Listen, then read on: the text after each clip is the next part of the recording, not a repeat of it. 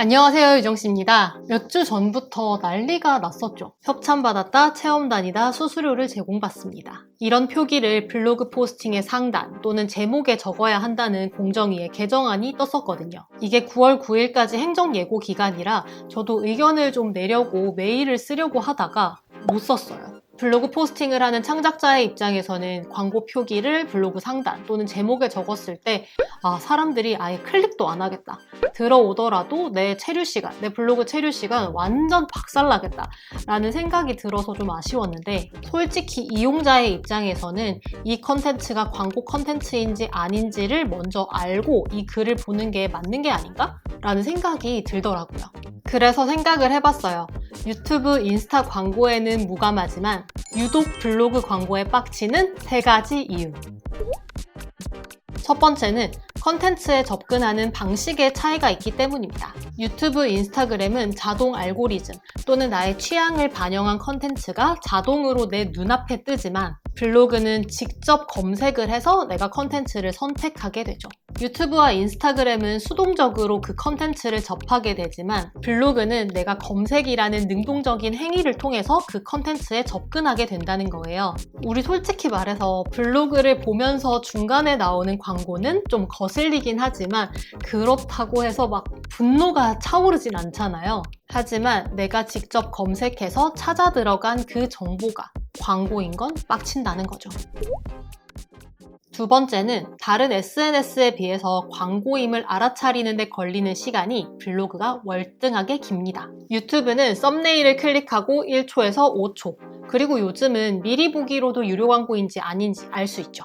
그리고 인스타그램은 이렇게 넘기다 보면 샵 광고, 샵 제작 지원 이렇게 바로 뜨니까 그 피드를 더 볼지 말지도 빠르게 판단을 할 수가 있죠. 근데 지금의 블로그는 이 포스팅이 광고 협찬을 받았는지 안 받았는지를 내가 컨텐츠를 보기 시작하고 최소 1분은 지나야 알 수 있다는 거예요. 현재 블로그 포스팅의 경제성 대가 문구 표기 원칙은 아직까지는 포스팅의 상단 또는 하단에 표기하는 게 원칙이고, 대부분의 블로거들은 하단에 적어두고 있죠. 제 블로그 평균 사용 시간이 3분 후반대가 나오는데, 제 블로그에 한번 들어와서 글을 2개씩 읽는다고 치더라도 90초 정도는 지나야 제가 쓴 이 포스팅이 광고인지 또는 수수료를 받는지를 알 수 있다는 거예요.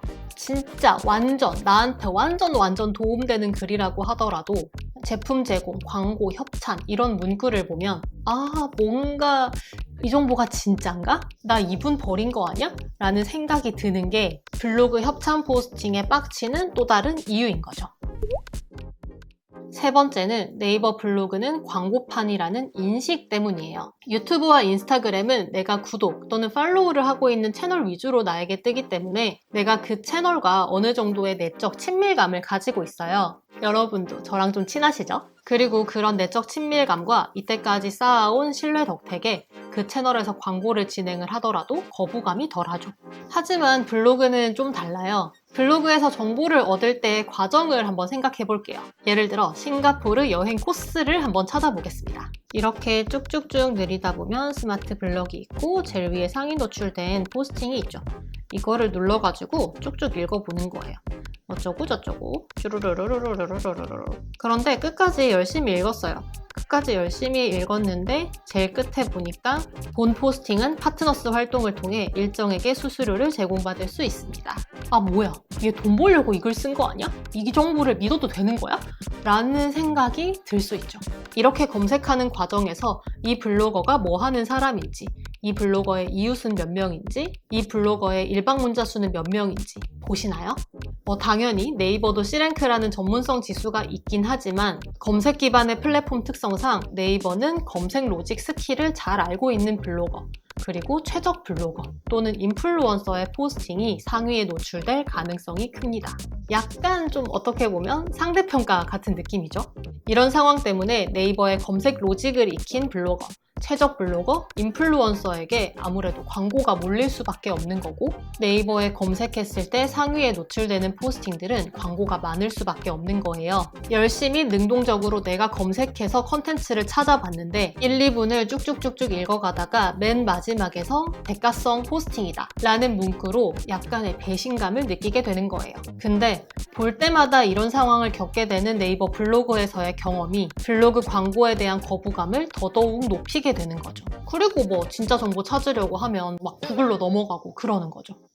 근데 사실 유튜브든 인스타든 블로그든 컨텐츠를 제작하는 분들의 주 수입원은 애드포스트, 애드센스보다 광고 수입이 더 많습니다. 블로거들도 사실 애드포스트보다는 체험단으로 얻는 체감 이득이 좀 더 많잖아요. 근데 생각해보면 유튜버와 인스타그래머들은 되게 편하게 광고를 하는데 블로거의 광고도 좀 인정해주고 그러면서도 검색자들은 그 포스팅이 광고인지 아닌지 한눈에 볼 수 있는 방법은 없을까? 제가 아이디어를 하나 생각했어요.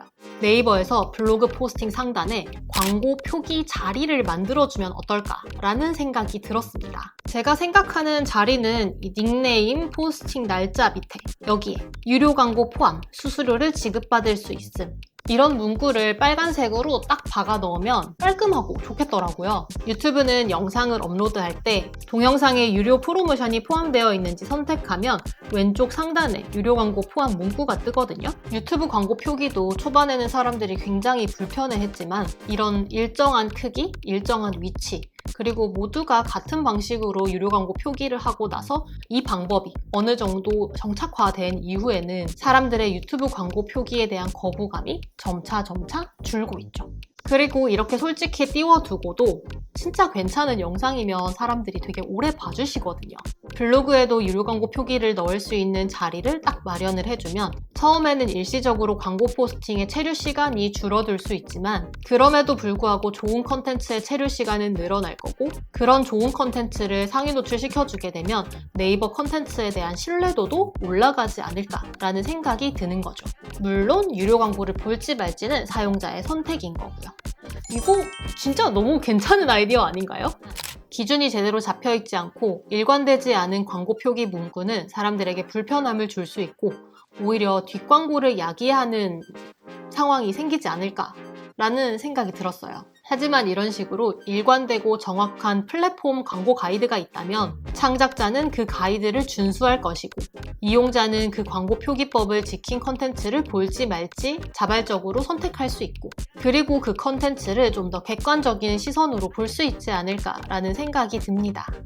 행정예고는 정책, 제도, 계획 등을 시행하기 전에 미리 알리는 걸 얘기합니다. 그렇기에 이 행정예고에 대해서 9월 9일까지 의견을 받았고 받은 의견을 반영하고 정책을 다듬어서 시행하기까지는 어느 정도 시간이 있을 것으로 보여집니다. 그 사이에 네이버에서 블로그 광고 표기를 깔끔하게 할 수 있게끔 사용자와 창작자에게 모두 도움이 되는 형태로 플랫폼의 UX, UI를 좀 개선해줬으면 좋겠습니다. 오늘의 영상이 공감되셨다면 구독, 좋아요 부탁드리고요. 끝까지 봐주셔서 감사합니다.